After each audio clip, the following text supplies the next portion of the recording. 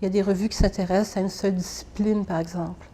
Alors nous, on couvre tout le champ artistique. C'est quand même, on couvre le cinéma, on couvre la gravure, on couvre vraiment la sculpture, bon, tout en art actuel. C'est difficile d'éviter la photo, c'est sûrement la discipline artistique la plus importante, la plus en vogue, si je peux dire, et la plus utilisée et surtout travaillée en art actuel. Alors c'est elle qui entretient des liens avec le cinéma, avec donc la publicité, par exemple. Donc on déborde vers tout. On fait de la sociologie de l'art aussi, on s'intéresse au formalisme. Donc ce sont des angles, des biais pour couvrir différentes façons de travailler aujourd'hui.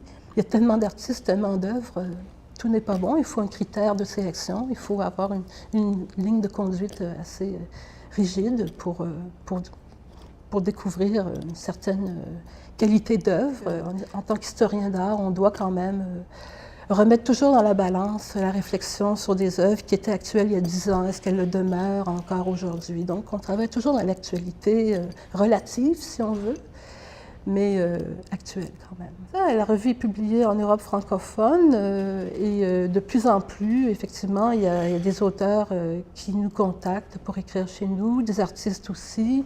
Ici, on aime beaucoup publier des gens de l'extérieur, mais on a toujours peur donc d'amener nos artistes vers l'étranger. Alors donc, je pense qu'il ne faut pas avoir peur de publier un artiste qui n'est vraiment pas connu ici à côté d'un grand nom international et puis prouver que ça fonctionne sur le plan formel.